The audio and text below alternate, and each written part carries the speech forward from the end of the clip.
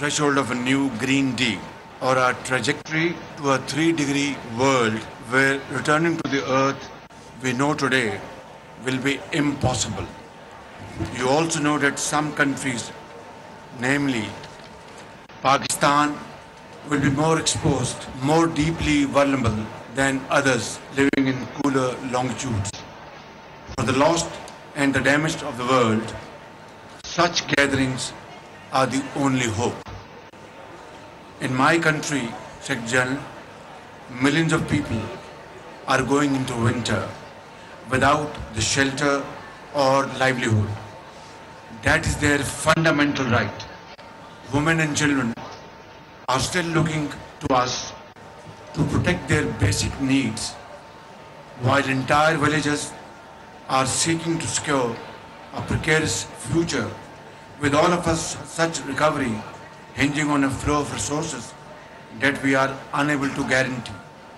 Huge lakes of stagnant water have transformed the landscape of the south, where crops would have fed millions and livestock would have saved families from destitution. We are picking up the pieces as we speak, but hundreds of bridges still lie broken, like the 8,000 plus kilometers of metal road ripped out like toothpick from the fury of the raging torrents. And you said, and very rightly so, monsoon on steroids. The health crisis that threatens the south with its waterborne diseases from new lakes that don't drain, and the water is still stagnating all over.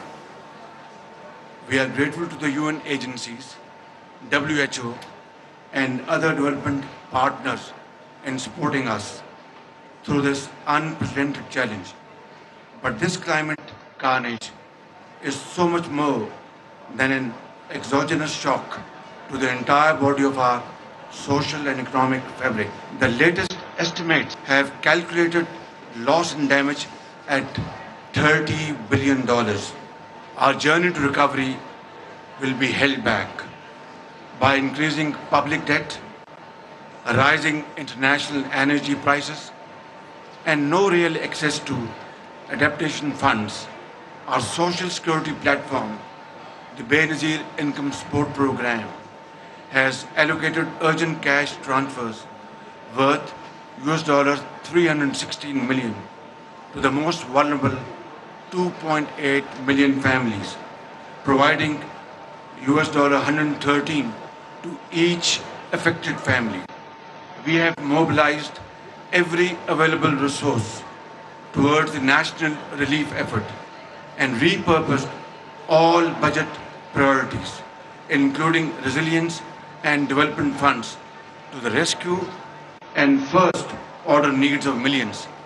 But the gap is much bigger and it must be filled sooner rather than later. And we truly appreciate the flash appeals and the efforts you and your team have made. But as you know, Secretary, there is still a long way to go in sheltering and feeding millions of people. At the broader level, we seek to add loss and damage to the climate agenda, and we hope that all countries come to the COP27 meetings in the spirit you so ably championed as climate justice for all. My goal in the end is the same as yours, Excellency, to not let helplessness become a death sentence in this race against time. Let us plan on working towards that ambition. Goes on in Pakistan will not stay in Pakistan.